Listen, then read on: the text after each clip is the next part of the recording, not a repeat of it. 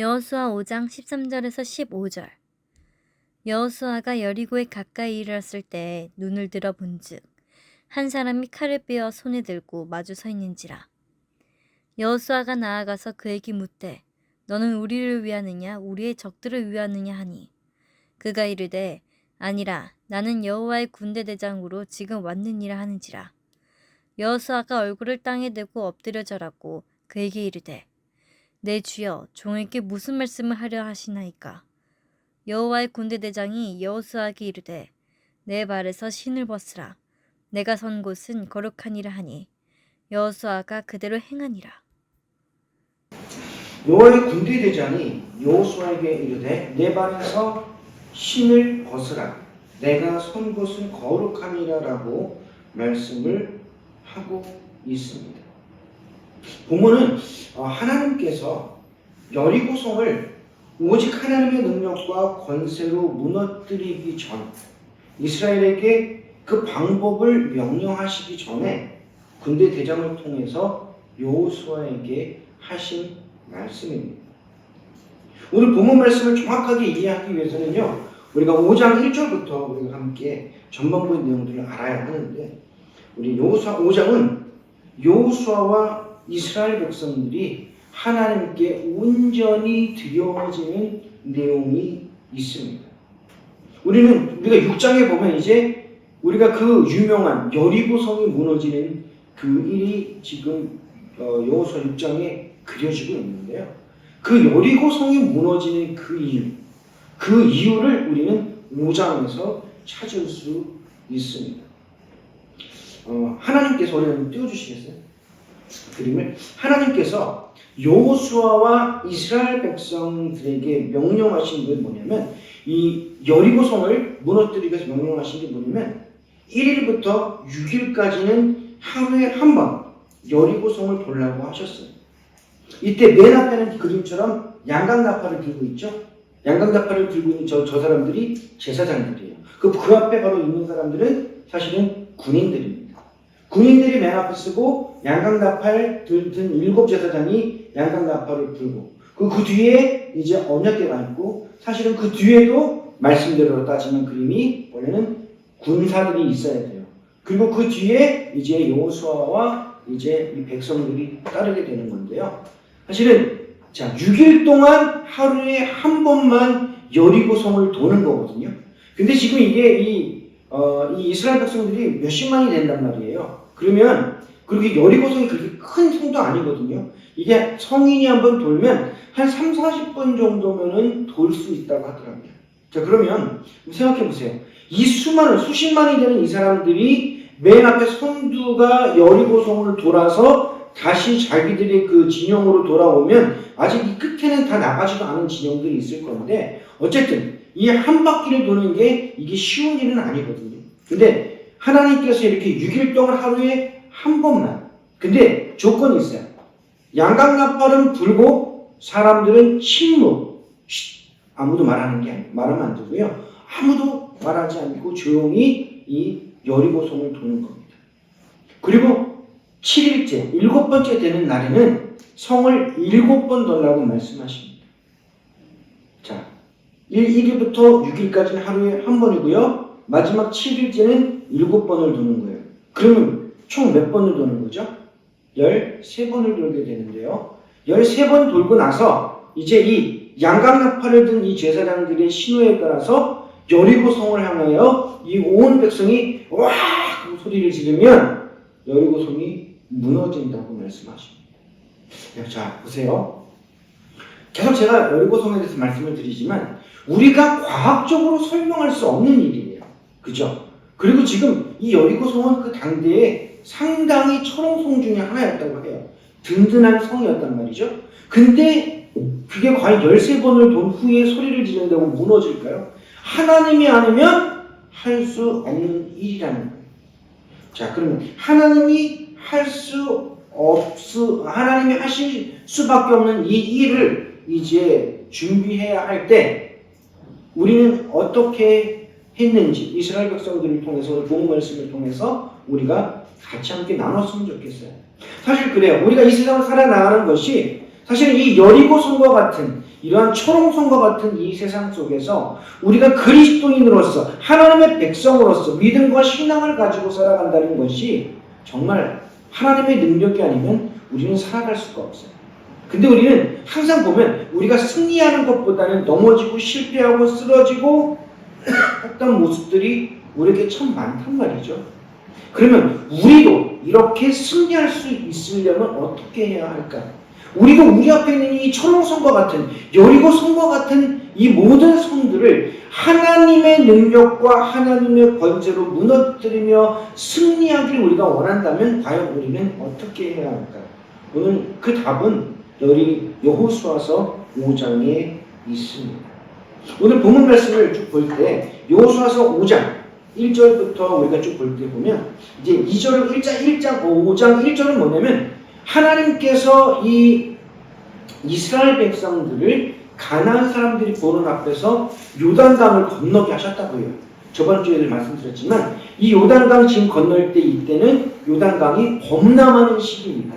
그냥 일반적으로 건널 수 없는 시기인데 이 요단강을 하나님이 요단강의 그 물을 멈추시고 이제 그 땅을 건너게 하셨어요.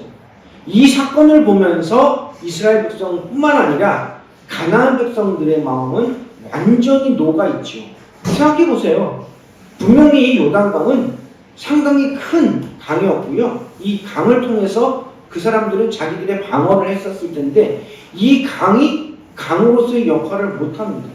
강의 물은 말랐고 그 마른 그 땅을 밟고 무서운 이 이스라엘 사람들이 지금 자기 땅으로 전진하고 있단 말이죠. 자, 그러면 이 가나안 사람들은 그걸 보고 경악을 금치 못했을 거란 말이에요. 자, 보세요. 그래서 이 이스라엘 사람들도 놀라운 이 일로 지금 이 가나안 땅으로 다 입성을 하게 됩니다. 자, 그럼 일반적인 세상으로 따지면, 자, 지금 놀라운 일을, 정말 이 요단강이 멈춰진 그 일을 통해서 지금 고무되어 있었을 이 이스라엘 백성들. 그러면 이제 막 사기가 막 하늘을 찌를 듯 지금 올라왔을 거 아니에요? 이때 막 진격해가지고 가나안 사람들을 막 쳐 죽이고 하면은 어찌 보면 그게 더 세상적인 모습으로는 그때 공격해야 할 시기인 것 같아 보여요. 근데 오늘 본문 말씀에서는 뭐라고 말씀하시냐면 본문 말씀 5장 2절에 보면 5장 2절부터 2절에 보면 그때 여호와께서 여호수아에게 이르시되 너는 부싯돌로 칼을 만들어 이스라엘 자손들에게 다시 할례를 행하라 라고 말씀합니다. 참 놀라운 일이 뭐냐면 자, 지금은 이 요단강을 건넜으니까 참 놀라운 일이지만 이제 요단강은 건너자마자 이 이스라엘 백성들이 다 건너자마자 또다시 지금 범람하면서 요단강은 흘러가고 있어요. 그럼 요단강을 건너갈 수 없습니다. 앞으로만 진격해야 돼요. 근데 지금 앞에는 적들이 있고 뒤에는 요단강이 있단 말이에요. 그 상황 속에서 하나님이 지금 이스라엘 백성들에게 뭐라고 말한다고요? 할례를 시행하라고 말씀을 하고 있다는 거예요. 자, 여호수아는 요단강을 건너기 전에 이스라엘 백성들에게 이렇게 말했습니다. 너희는 자신을 정결하게 하라라고 요구를 하였었는데 그것처럼 이제 가나안 정복 전쟁을 본격적으로 시작하기 전에 하나님 앞에 이제 이 성결하게 나가기 위한 준비를 하고 있는 거예요. 근데 사실은 세상적으로 보면 어떻게 보면 참 이거는 참 걱정될 일입니다. 왜냐하면 보통 지금도 할례가 뭐냐면 포경수술이잖아요. 남자들이 할례를 하면 이제 며칠 동안 아파가지고 제대로 못 움직여요.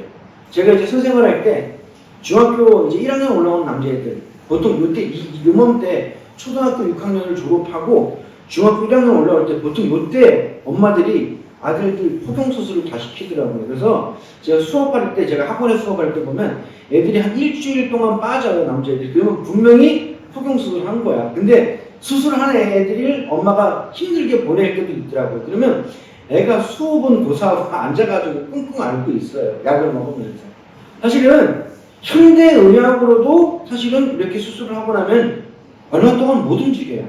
근데 지금 무슨 칼이라고 했습니까? 부싯돌이라고 했습니다. 이 부싯돌이라는 게 우리나라에 있는 돌이 아니라 이렇게 탁 치면 쫙 갈라지는 돌이거든요. 그래서 그게 되게 예리하게 그게 되는 돌이지만 지금 현대의학에서 쓰고 있는 그런 칼이 아니죠. 그러니까 이때 아마도 한 일주일 이상 온 성인 남자들 말하는 거거든요. 온 성인 남자들이 일주일 정도, 적어도 일주일 정도 거의 알아 누워서 있어야 할 정도가 된 겁니다.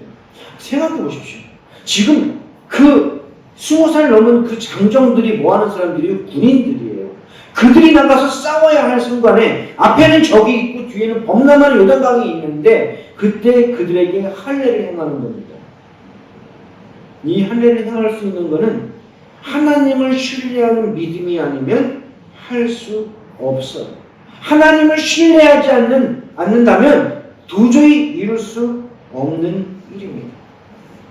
그러면 하나님께서 왜 이렇게 할례를 하게 하셨을까? 첫 번째는 우리가 보면 이 말씀을 보면 이스라엘 백성들이 지금부터 이제 가나안을 정복해 나갈 거잖아요. 앞에 있는 여리고 성도, 그 다음에 아이 성도, 그 다음에 수많은 성들을 정복해 나갈 건데 그 모든 성들을 정복해 나가는 이 모든 전쟁은 하나님께서 행하시는 성전, 하나님의 일이다. 하나님의 전쟁이기 때문이라는 거예요. 자, 생각해보세요. 하나님이 행하시는 이 성전은 하나님께 드려지는 예배와도 같습니다.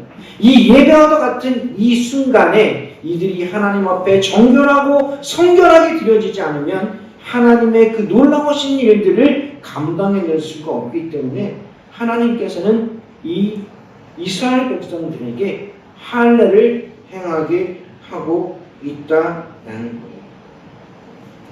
자, 또 이스라엘 백성들에게 이 할례라는 의미가 뭡니까? 이 할례는 아브라함의 후손이다라는 그런 의미를 창세기 17장에 보면 나와 있습니다. 그러니까 무엇보다도 하나님께서 이 아브라함에게 가나안 땅을 약속했잖아요. 그 가나안 땅을 약속했던 그 아브라함의 후손으로서 이제 이 할례를 행함으로써 이제 이 땅, 이 가나안 땅을 받는데 어떠한 법적인 어떠한 문제도 제시되지 않게 하기 위해서 하나님께서 행하게 하셨습니다. 자, 근데 왜 이때 또 할례를 행하게 됐을까? 사실은 이스라엘 백성들이 이제 출애굽할 때 출애굽 1세대들이 지금 가데스 바네아에서 불순종함으로 이제 다 죽었단 말이에요. 그 1세대라고 하는 게 보통 출애굽할 때 20살이 넘은 장정들, 20살이 넘은 사람들을 얘기하는 거예요. 그 사람들이 이제 가데스 바네아에서 불순종함으로 40년 동안 광야 생활하면서 다 죽었습니다. 근데 출애굽한 후로 이제 이 애굽의 광야 생활을 하고 에서 태어났던 이 후손들에게는 할례를 행하지 않았단 말이에요. 그들에게는 할례를 행할 수 있는 시간과 상황이 되지 않았어요. 그래서 할례가 없는 자들이라고 얘기를 합니다. 이들에게는 정말 그러한 상황 속에서 살아왔기 때문에 이제 이 할례를 통하여서 하나님은 뭐라고 말씀하시냐면은 이스라엘의 모든 문제, 모든 억압들을 풀었다라고 말씀을 하고 계시는 거예요. 우리가 말씀에 우리가 같이 한번 다 읽어도 좋은데 어쨌든 이 하나님이 할례를 통해서 그동안 이스라엘이 가졌던 수많은 문제들을 다 끊어내게 말씀하고 계십니다. 자, 첫 번째가 뭘까요? 이 이스라엘 백성들이 400년 동안 갖고 있었던 노예 근성. 이 노예 근성이 뭔지 아세요? 우리에겐 노예 근성이 있을 것 같아요? 없을 것 같아요? 노예 근성의 가장 큰 모습이 뭔지 아세요? 남 탓하는 게 노예 근성이에요. 노예는요, 자기에게 권한이 없어요. 권한이 없기 때문에 일이 잘못되면 노예 탓이 아니라 누구 탓인 거예요? 그 노예에게 일을 시킨 사람의 탓이에요. 잘 생각해보세요. 노예가 결정할 수 있는 것도 없고요. 노예가 어떠한 것도 계획할 수 없어요. 노예는 그냥 하라면 하고 서라면 서고 가라면 가고 자라면 자고 주면 먹고 안 주면 굶고 하는 게 노예거든요. 노예가 그래서 자기가 한다고 하지만 이 모든 것은 누구 탓이에요? 노예가 아니라 시킨 사람 탓이에요. 지금 이 이스라엘 백성들이 갖고 있는 게 뭐냐면 모든 게 다 남 탓이에요. 잘하면 자기 탓이고 못하면 하나님 탓처럼 지금 이 노예 근성을 갖고 있다는 거예요. 두 번째로 또 이들이 끊어내야 할 게 뭐냐면 애굽에서 400년 동안 살면서 너무나 친근하게 접했던 이 애굽의 이 우상들과의 모습들이에요. 사실 그래요. 우리가 그 옛날 그 공자가 맞나요? 맹자인가요? 갑자기 왜 헷갈리지?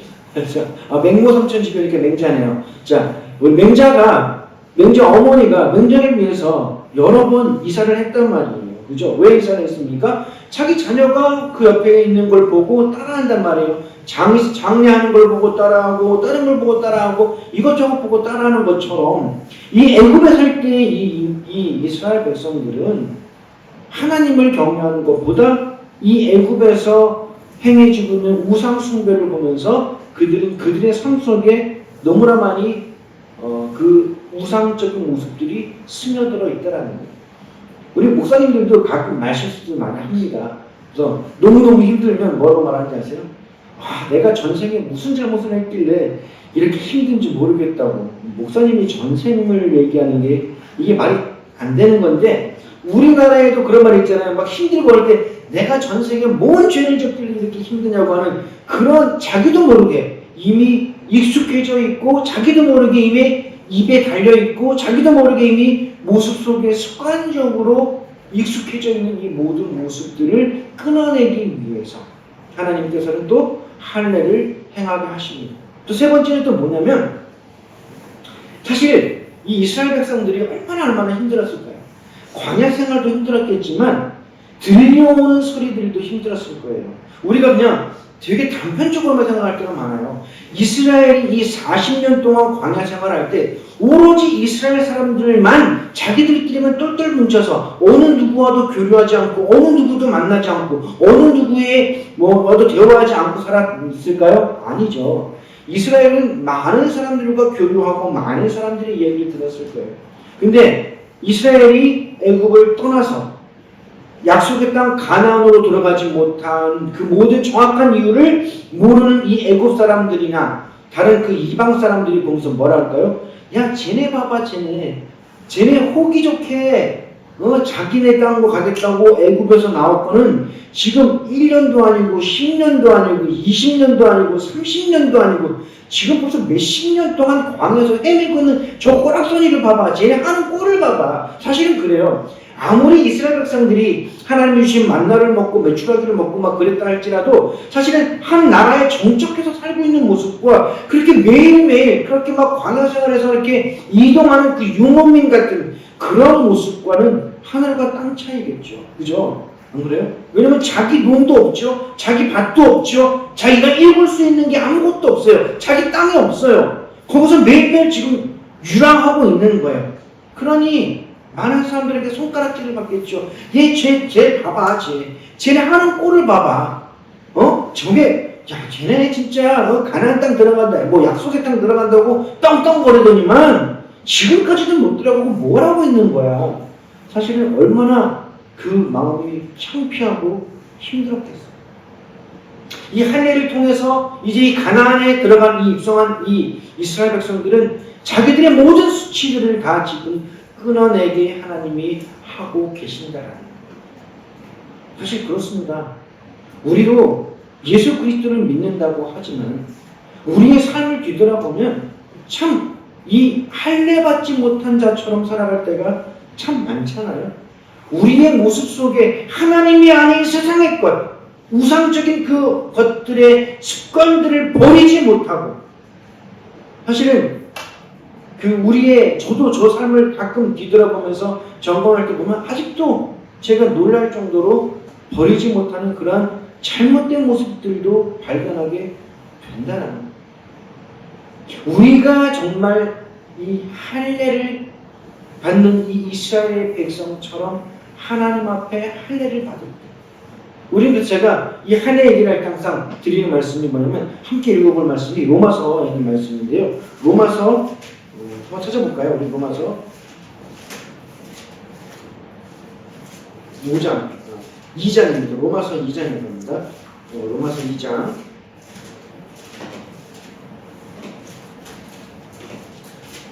로마서 2장 28절부터 29절까지 말씀입니다. 로마서 2장 28절부터 29절까지.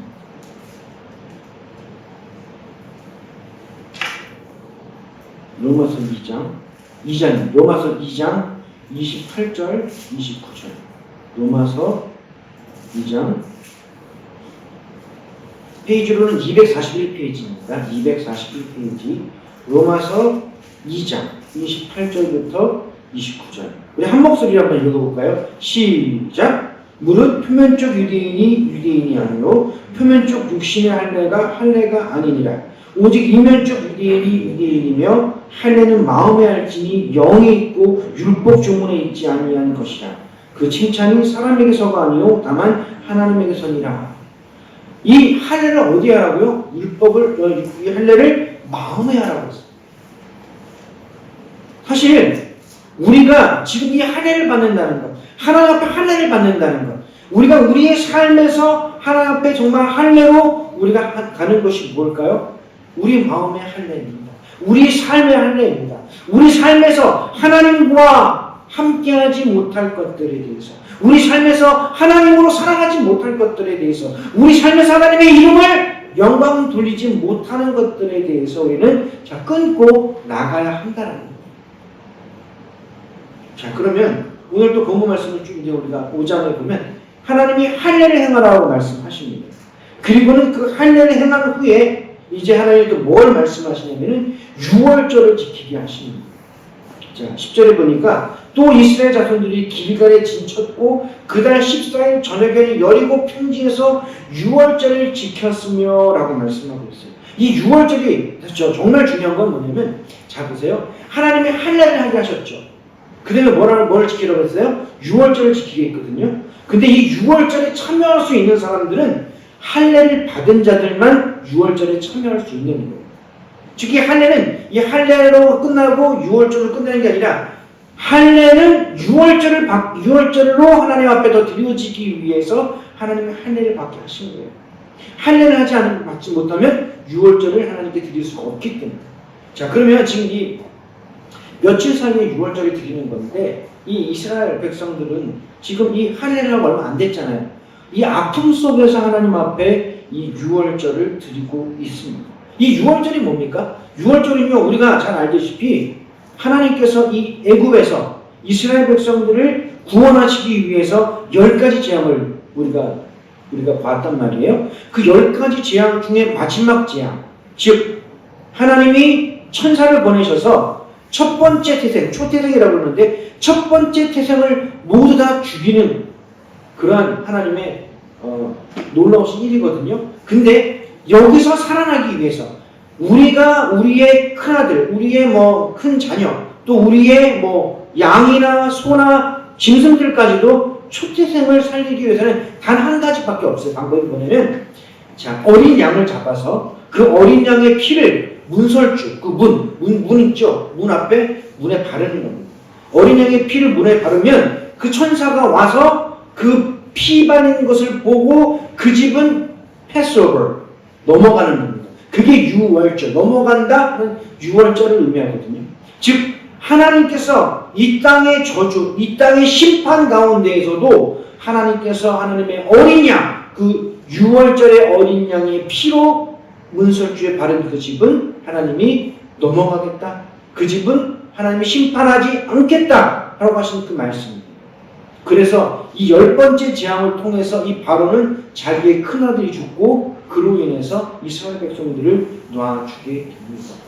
자, 이 유월절 하면 이 이스라엘 백성들이 절대 잊을 수가 없어요. 왜요? 애굽에서 하나님을 경험하고 하나님의 놀라우신 그 능력과 권세를 그들이 경험하고 있는 것, 경험했고 거기서 구원받았다라는 그것. 그래서 그 구원과 함께 이스라엘로부터 나올 수 있게 된 그 놀라운 일이 바로 유월절이다. 구원의 은혜, 이 구원의 기쁨, 이 구원의 감사를 기억하라는 거예요. 우리가 이스라엘 백성처럼 이 앞에 있는 철옹성 같은 여리고성을 하나님의 능력으로 깨뜨리며 살아가려면 우리가 첫 번째 할례를 받아야 되고요. 우리 마음의 할례, 우리 삶의 할례, 우리 습상의 우리의 모든 것의 할례를 받고요. 두 번째는 우리의 구원의 기쁨, 구원의 감사, 구원의 찬양과 구원의 확신을 갖고 살아갈 때 하나님께서는 우리를 통해서 이 놀라운 일들을 이루게 하신다라는 거예요. 오늘 우리가 왜 이 땅에서 이렇게 우리가 승리하지 못할까? 오늘 본문 말씀이 있습니다. 자, 본문 말씀에 뭐라고 했어요? 내 발에서 신을 벗으라. 뭐라고요? 내 발에서 신을 벗으라. 이 군대 장관이 뭐냐면요. 지금 이 이스라엘 백성을 이끌고 여호수아가 여리고성으로 진군하고 있는데 앞에 웬 칼을 들고 있는 사람이 서 있는 거예요. 그래서 여호수아가 앞에 가서 묻습니다. 당신은 우리 편입니까? 적군이 편입니까? 그랬더니 뭐라 그래요? 어느 편이라고 말하지 않고요. 나는 군대 대장이다라고 얘기합니다. 그러자 이 여호수아가 그 천사 앞에 무릎을 꿇고 엎드려서 말씀하십시오. 당신이 무슨 말씀하시든 말씀하십시오. 라고 얘기하는 거예요. 그래서 뭐라고 말합니까? 내 발에서 신을 벗으라. 왜요? 네가 있는 곳은 거룩한 곳이다. 오늘 정말 중요한 일입니다. 내 발에서 신을 벗으라. 왜 신을 벗습니까? 우리 신을 벗는다는 것은 여러 가지 의미가 있는데요. 신발은 세상의 더러운 것을 밟는 비천함을 상징하기 때문일 수도 있습니다. 또 신발은 세속적인 권위의 상징이기 때문이기도 합니다. 그리고 하나님의 거룩한 소명을 받는 자리에 세속적인 이 발을 들여놓을 수가 없기 때문입니다. 그리고 옛날에 이 신을 벗는다는 것은 노예나 종을 의미합니다. 자, 보세요. 할례를 행하고 하나님 앞에 진정 그 구원의 기쁨을 확신했어요. 그럼 그 다음에 뭘 해야 됩니까? 내 발에서 신을 벗는 겁니다. 내 모든 소유, 내 모든 주도, 내 모든 것들을 다 하나님 앞에 내려놓는 겁니다. 이제는 당신이 나의 주인이 되십니다. 당신이 나의 하나님이십니다. 저럼 당신이 내 삶의 주인이시고 당신이 내 삶의 모든 것이십니다라고 고백을 하는 거예요. 자, 보세요. 내가 발에서 신을 벗지 않으면 말씀 앞에 순종하지 못해요. 할례를 받고 유월절을 경험했지만 내가 하나님 앞에 신발을 벗지 않으면 하나님의 그 거룩함 속에서 거하지 못한다는 거예요. 신발을 벗는 것은 곧 내 모든 주도권, 내 모든 자아, 내 모든 감정, 내 모든 것들을 하나님 앞에 온전히 내려놓을 때. 왜요? 우리가 살아가야 할 삶이 거룩하기 때문에. 이 거룩이라는 뜻이 너무 놀라운 게 뭐냐면요. 이 거룩이라는 뜻은 분별이라는 뜻이에요. 다른 것과 분리되는 거예요. 세상과 우리가 분리할 수 있는 단 하나의 방법은 뭐냐면 하나님이 우리와 함께 하실 때라는 거예요. 여러분들, 저는 성경 보면서 너무 재미있는 것 중에 하나가 뭐냐면 하나님이 함께 하실 때에는 그 어떠한 적이 와도 물리칠 수가 없어요. 근데 하나님이 함께 하지 아니하시면 아무리 약한 적이 와도 우리는 무너질 수밖에 없어요. 하나님이 나와 함께 하시는 것, 하나님이 내 삶의 주인이 되시는 것, 하나님이 나와 모든 것을 동행하시는 것, 그게 바로 거룩함 안에 들어가 있다. 언제? 내 발에서 신을 벗을 때. 나의 주도권을 내려놓고 하나님이 나의 주인이 되시고 하나님이 내 모든 것이 되실 때 하나님의 그 거룩함 가운데 내가 살아갈 수 있다. 전 여호수아서를 보면서 참 마음이 아픈데 이 여호수아, 우리 인간은 어떨 때 보면 참 용두삼이 처음에는 참 하나님 말씀 그대로 막 순종합니다. 그래서 정말 하나님의 놀라우신 그 은혜와 놀라우신 그 사랑과 놀라우신 그 권세를 경험합니다. 근데 그 은혜와 권세와 모든 걸 경험하면서 삶이 편해지니 하나님의 그 은혜를 잊고 그 모든 것의 주인 되신 하나님을 그 슬그머니 그 자리에서 내려놓고 또다시 내가 그 주인이 되어 살아가려는 우리의 이 욕망들. 오늘 우리는 이 거룩함에 거하기를 주님의 이름으로 축원합니다. 어떻게 거룩함에 거합니까? 우리의 신을 벗을 때 우리가 하나님 앞에 우리 모든 마음과 우리 모든 삶을 할례하고 그리고 나를 구원하신 그 구원의 기쁨으로 내가 살아가며 내 모든 주도권을, 내 모든 것들을 내려놓고 나아갈 때 하나님은 그 하나님의 동행의 거룩함을 경험하게 해 주실 것이라는 겁니다. 저는 오늘 이 말씀을 전하면서 2025년도는 우리가 이 말씀을 통해서 거룩함에 거했으면 좋겠어요. 2025년도는 내가 신발을 벗음으로써 나의 모든 신을 벗고 나와 동행하신 그 거룩함의 삶을 살아갈 때 우리 앞에 있는 어떠한 성도, 어떠한 처럼 성도 하나님의 방법으로, 하나님의 능력으로 무너뜨리며 승리하며 나아갔으면 좋겠어요. 정말 이 말씀대로만 우리가 순종한다면 우리 앞에 그 어떠한 것도 우리가 승리할 수 있지만 참 부족한 우리의 모습으로 인해서 우리가 넘어지거나 쓰러지거나 우리가 또 실수할 때가 참 많은 것 같아요. 우리 정말 할례를 했으면 좋겠습니다. 우리 마음의 할례, 우리 습성의 할례, 우리 삶의 할례를 했으면 좋겠어요. 그리고 우리가 정말 어떠한 순간이어도 구원의 기쁨, 그 구원의 확신을 갖고 살았으면 좋겠어요. 한번 질문해 보세요. 스스로에게. 나는 정말 구원의 확신이 있나? 나는 정말 구원의 기쁨이 있나? 나는 구원의 기쁨으로 인해서 정말 그 삶에 어떠한 어려움이 온다 할지라도 내가 기뻐하며 감사하며 그때도 하나님을 찬양할 수 있을까?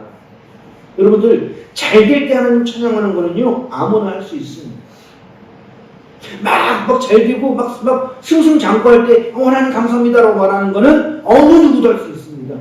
근데 실패할 때 그럼에도 실패함에도 하나님께 감사하고 실패함에도 하나님 앞에 찬양할 수 있는 것은 쉽지가 않습니다. 왜 다윗이 위대한 신앙인이라고 우리가 말하지 않으세요? 다윗의 시편을 보십시오. 잘 될 때 찬양보다 힘들고 어렵고 고통스럽고 목숨에 위협이 오고 자신의 모든 것들이 다 사라지는 것 같은 그때에도 이 다윗은 오 하나님, 오 나의 하나님 하면서 하나님의 이름을 부르며 하나님을 찬양하고 하나님께 기도했던 모습을 우리는 시편을 통해 볼 수 있지 않습니까? 우리 이 말씀을 붙들고 우리 함께 살아갔으면 좋겠어요. 정말 내 마음속에, 내 삶에, 내 생각에, 내 감정에 할래요. 그 어떠한 어려움과 그 어떠한 환경이 와도 흔들리지 않는 나의 구원의 기쁨, 구원의 확신, 이 구원에 대한 그 놀라운 그 은혜 안에서 정말 우리가 우리의 힘을 받고 하나님의 동행하심의 거룩함 속에 살아가는 우리 모두가 되시기를 주님의 이름으로 축원합니다. 우리 함께 기도하겠습니다.